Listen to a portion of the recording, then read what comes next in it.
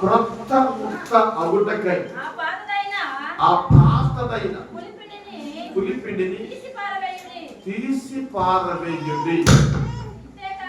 జాగ్రత్తగా గమనించాలా ప్రియులారా. ఈ లాస్ట్ ఆదివారం ఈ సంవత్సరంలో ప్రభు మనతో మాట్లాడుతున్న మాట, ఎంతకు ముందు నువ్వు ఏ రీతిగా ఉన్న దేవుడు నడిపించుకుంటారు. ఈ చివరి ఆదివారం వరకు మనల్ని సజీవులుగా కాపాడాడు. ఆయన కృప చొప్పున మనల్ని బలపరిచాడు కదా. మనం కృతజ్ఞత కలిగి ఈ చివరి ఆదివారంలో దేవుని సన్నిధిలో మనము నిలిచి ఉన్నాం కనుక, ప్రభుని కనపరిచావు కనుక, స్తుతించాడు కనుక, స్తుతి పాడుటకే ఆయన మనల్ని బలపరిచాడు కనుకనే ఈరోజు నేను వినాల్సిన మాట ఏంటంటే, మీరు పులిపిండి లేని వారు కనుక క్రొత్త ముద్ద అగుటకై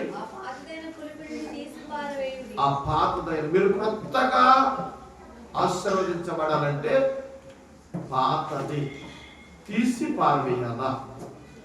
ఏంటి అని చెప్పి మనం గమనిస్తే ముందుకు కాస్త చదువుకుంటారండి. క్రీస్తును కనుక పాతదైన పులిపిండితోనైనను దుర్మార్గతయు. ఇప్పుడు తెలియపరుస్తున్నాడు పులిపిండి అంటే ఏమిటి.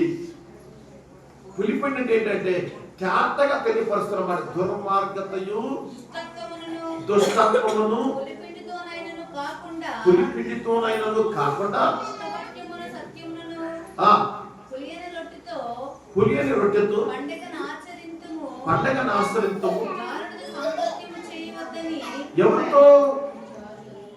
జారులతో సాంగత్యము చెయ్యక. అలాగన్నారట. అయితే అలాగైతే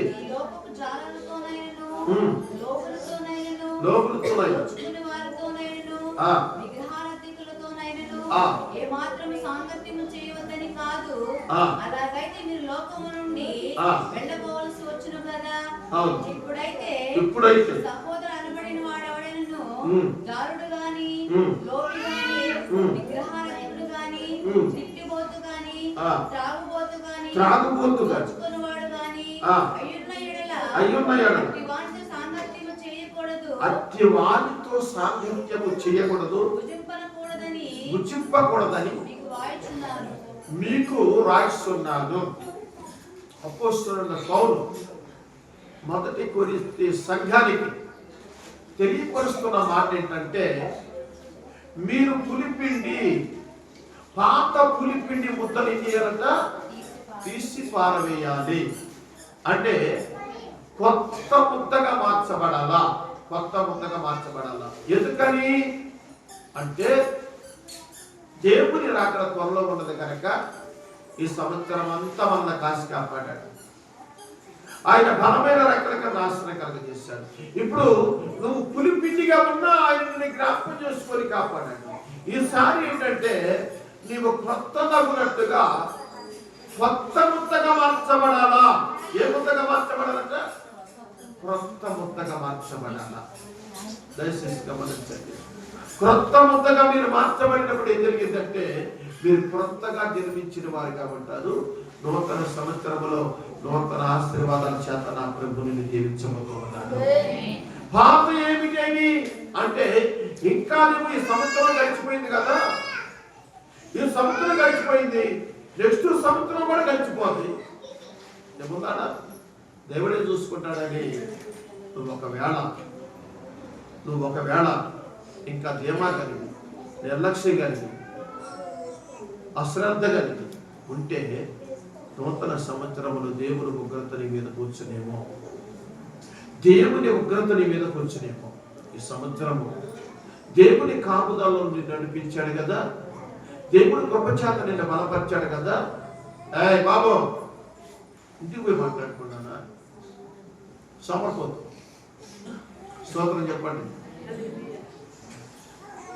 ఏనోస్తని పేరు పెట్టేందుకు సిగ్గుపడాల్సి వస్తుంది. ఇక్కడ వాక్యం నడుస్తుంటే ముగ్గురు మాట్లాడుకుంటున్నారు. ఎందుకు వచ్చారు మీరు చెప్పండి? ఇప్పుడైతే చెప్పేది పాత తీసేసుకోండి, తల పట్టుకోవడం కాదు. పాతని ఏం చేయాలా? తీసివేసుకోవాలా. పాత జీవితాన్ని మనం విడిచిపెట్టుకోవాలి. ఎందుకంటే ఇప్పటి వరకు నిన్ను ఎట్లున్నా నా దేవుడు కాపాడాడు. చివరి ఆదివారంలో మనలను ప్రవేశపెట్టాడు. చివరి ఆదివారంలో మనలను ఈ రీతిగా ఎవరా పాప బయట తీసుకెళ్ళండి. ఈ పాత ఆదివారంలో, ఈ లాస్ట్ ఆదివారంలో దేవుడు నీతో నాతో మాట్లాడుతుంది ఏంటంటే, నీవు పాపది పులిపిండి ఏమైనా నీలో ఉంటే ఇప్పుడైనా తీసేసుకో, కొత్త ముద్దగా మార్చుకో. నూతనమైన కృపచేత నా దేవుడు నిన్ను దీవించబోతున్నాడు. దేవునికి స్తోత్రం. దయచేసి గమనించాలా, నీ బ్రతుకు మార్చబడాలా. దుర్మార్గత నీలో ఉన్న దుర్మార్గత పోవాలి, దుష్టత్వము పోవాలి. అప్పుడే నువ్వు నూతనమైన ఆశీర్వాదం చేత నువ్వు నింపబడబోతున్నావు. నెక్స్ట్ సంవత్సరము దేవుడు వాక్యం అంటే నువ్వు భయపడేవాడుగా ఉంటే, యెహోవా భయము వారికి ఐశ్వర్యము. యెషయా గ్రంథం 33వ అధ్యాయము 6వ వచనములో యెహోవా భయము ఈ తరములో, ఈ కాలములో నియమింపబడినది స్థిరముగా నుండును. నీ కాలములో, ఈ కాలములో నీ కొరకు నియమించబడినది స్థిరముగా ఉంచుతాడు ఆయన. వెలితిగా వచ్చడు. సమృద్ధి కలిగిన కృపచేతను నింపుతాడు. దయచేసి గమనించాలి. నీ కాలములో నియమించబడినది స్థిరముగా నుండును. రక్షణ బాహుల్యమును బుద్ధి జ్ఞానముల సమృద్ధి నా ప్రభు నీకు ఇవ్వబోతూ ఉన్నాడు. ఎప్పుడో తెలుసా? ఎప్పుడు? కొత్త ముద్దగాను మార్చబడినప్పుడు. పాతవి నీలో నుండి తీసేసుకోవాలి, పాత జీవితాన్ని తీసివేసుకోవాలి. రోతకరమైన బ్రతుకు ఏదైనా నీలో ఉంటే అది తీసేసుకో. ఇప్పుడైనా ప్రభు నీతో మాట్లాడుతున్నాడు. నీ పులిచ్చిపోయిన పిండి పాతది ఏదైతే ఉన్నదో అది తీసివేసుకో. కొత్త ముద్దగా మార్చబడు. నూతనమైన కృపచేత నా దేవుడు నిన్ను దీవించాలి అనుకుంటున్నాడు. నూతన సంవత్సరములో ఇంతకు ముందు నువ్వు పొందని పరిపూర్ణమైన బలమును నా ప్రభు నీకు ఇవ్వబోతున్నాడు. ఇంతకు ముందు పొందని సమృద్ధి కూడా కృప నా ప్రభు నీకు ఇవ్వబోతున్నాడు. ఇంతకు ముందు నువ్వు సాధించలేనిది ఈ నెక్స్ట్ సంవత్సరం సాధించబోతున్నావు. ఈ సంవత్సరం ఆగిపోయిన ప్రతి ఈవులను నా ప్రభు నీ కొరకు విడుదల చేయబోతున్నాడు. కనుక నువ్వేం చేయాలో తెలుసా? క్రొత్త ముద్దగా మార్చబడాలా. ఈ కాలములో నీ కొరకు నియమింపబడినవి స్థిరముగా ఉంచాలనుకుంటున్నాను. స్థిరముగా ఉంచాలనుకుంటున్నాను. ఎంతమంది నా కుటుంబం, నా పిల్లలు మేము స్థిరముగా క్రీస్తులో కట్టబడి ఉండాలనుకుంటున్నారు? చెప్పండి. ఎంతమంది అనాలనుకుంటున్నారు? అలా ఉండాలి అనుకుంటే పాపద మన నుంచి తొలగిపోవాలా. ఈ మధ్యాహ్నకాల సమయం ఈ లాస్ట్ ఆదివారంలో ప్రభు నీతో మాట్లాడుతున్న మాట, ఏది అయినా సరే నీలో ఉన్న ఆ పాతది తొలగిపో, ఆ పాతదాన్ని నువ్వు తీసివేసుకోవాలి. నూతనమైన కృప చేత నీవు ఆశీర్వదించబడాలంటే పాతది నీలో ఉంటే కొత్తది నీలోకి రావడానికి ఇష్టపడదు. అర్థమవుతుందా? ఉదాహరణకు ఒక మాట, ఒక భార్య ఉంటే ఇంకో భార్య వచ్చిందా అండి? వచ్చిందంటారా? వచ్చిందా? వస్తే చాలా మంది ఏం చేసేవాడు చెప్పండి? వరుసపడి చేసుకునేవాడు. ఇంకొక ఆమె రావడానికి ఇష్టపడదు.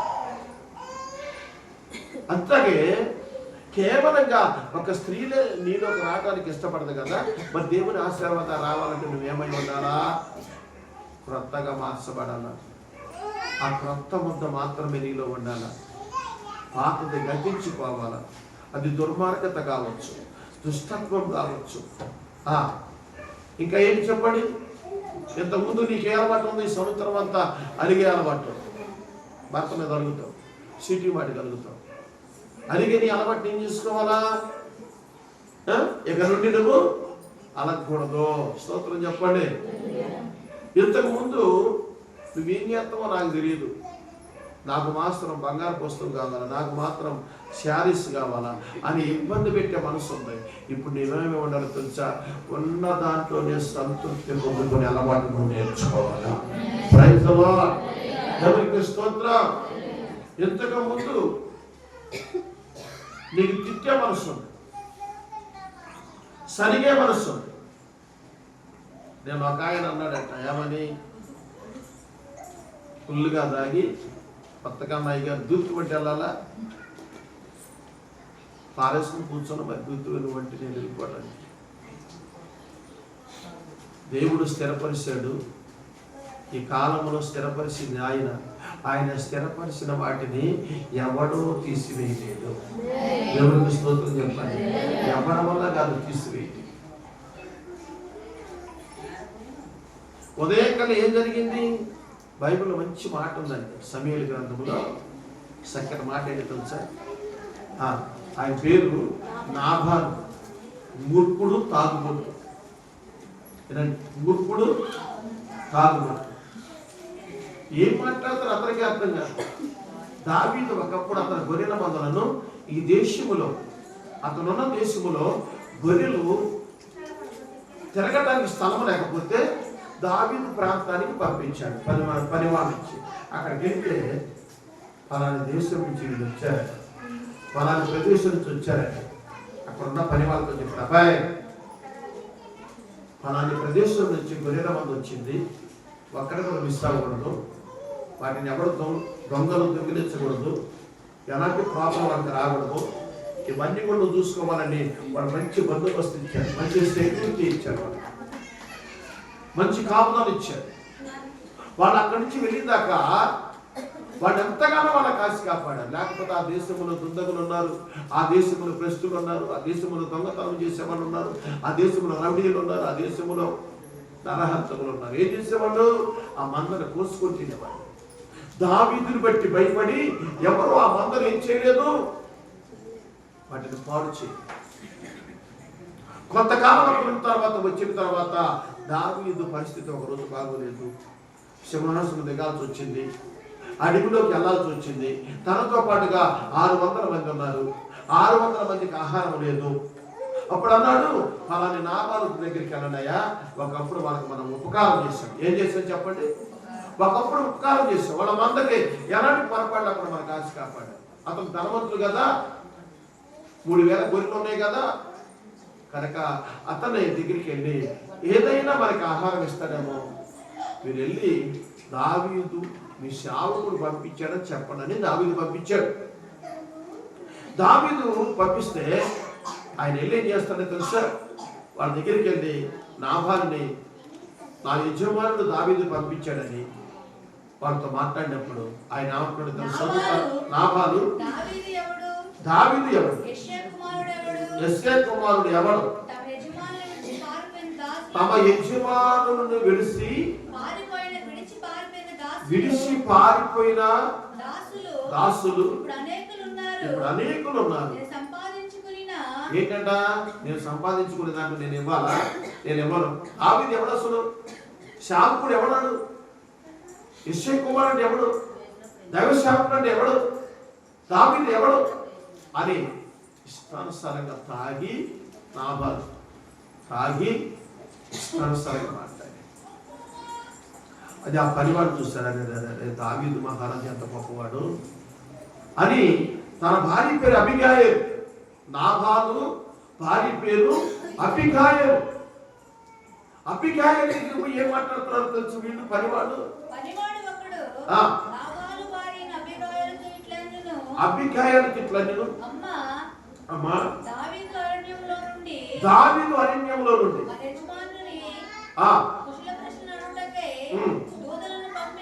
దూతలను పంపించగా కఠినంగా మాట్లాడు. ఏం చేశాడట? కఠినంగా మాట్లాడాడు. మన యజమానుడు పనికి వాళ్ళోడమ్మా. ఇక్కడ రాయబడి ఉంటది ఏంటంట? ఎవరంట? పనికి మాలోడమ్మా. పనికి మాటలు మాట్లాడాడు. దావీదు సేవకుడమ్మా, సేవకుడిని విరోధం చేసుకున్నాడు. ఇప్పుడు ఏం జరిగిందో తెలుసు, దేవుని ఉగ్రత ఏమొచ్చిందో తెలియదు. అమ్మా నువ్వన్న జాగ్రత్త పడి. ఒకప్పుడు మన మంతకి ఎంతో కాపుతాలు ఇచ్చారు, మన దేశంలో ఎంతగా ఆదరించారమ్మా వాళ్ళు. తాకి ఇష్టం వచ్చినట్టు మాట్లాడాడమ్మా అని చెప్పి తన భార్యతో మాట్లాడినప్పుడు తన భార్య వెంటనే అభిగాయాలు ఏం చేసింది తెలుసా? అభిగాయాలు అనే మాటకు అర్థం ఏంటంటే సుబుద్ధి రాదు. స్తోత్రం చెప్పండి. సుబుద్ధి రాదు అని అర్థం. కనుక వెంటనే ఆమె చూడండి ఏమేమి పంపిస్తుందో చూడండి. కానుకగా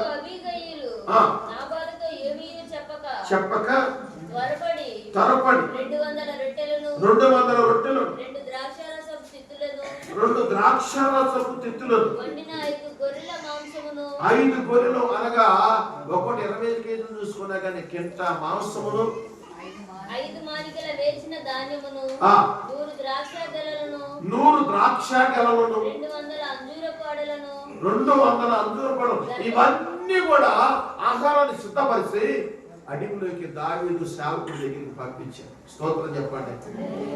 పంపించి ముందుగా మీరు వెళ్ళండి అయ్యా, తర్వాత నేను వస్తానని చెప్పి వాళ్ళని పంపించేసి తర్వాత వెళ్ళి కాళ్ళ మీద పడి అయ్యా పొరపాటు నాబాలు అనే మాటకి మూర్ఖుడును తాగుబోతని అర్థం. స్తోత్రం చెప్పండి. మూర్ఖుడయ్యా నా భర్త క్షమించండి. అప్పటికి వాడు సిద్ధపడగలిగారు. నాబాలు గ్రామంలో ఒక్క మగ పురుగు కూడా ఉండటానికి లేదు. అందరిని కూడా సంహరించాలని బయలుదేరారు.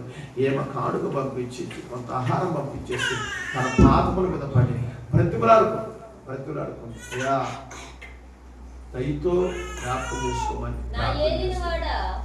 ఎప్పుడైతే ఆమె బ్రతిమలాడుకుందో దావీదు ఉపశమనమయ్యాడు, ఆగిపోయాడు, శాంతించాడు. ఆ తర్వాత ఇంటికి వచ్చేసింది, భర్త దగ్గరికి వచ్చి ఆ రోజు ఏం చెప్పాలా, ఆ సాయంకాలం ఏం చెప్పాలా, ఆ రాత్రి ఏం చెప్పాలా, తెల్లవారిన తర్వాత నాబాలికి తాగింది దిగిపోయిన తర్వాత భర్త దగ్గరికి వచ్చినామయ్యా. తాగిందంటే ఎవరు అనుకుంటాను? దైవ సేవకుడు కదా. ఒకవైపున రాజు, ఒకవైపున దైవ సేవకుడు. అలాంటి ఆయన నువ్వు తాగిన ఇష్టం వచ్చినట్టు మాట్లాడేవు కదా. అసలు ఆయన నేను కానీ వెళ్ళకపోతే మన దేశంలో ఒక్క మగ పురుగు లేకుండా నాశనం చేసేవాళ్ళు అని ఈ మాట చెప్పిందంటే, దేవుని ఉగ్రత దిగేది కదా చెప్పిందంటే, వెంటనే ఏం చేశాడు తెలుసా? గుండె ఉన్నకాడ లేదట, ఎక్కడ దారిపోయింది? చదవండి, ఆ మాట చదవండి. మత్తు తగ్గి ఉన్నప్పుడు చెప్పగా భయము చేత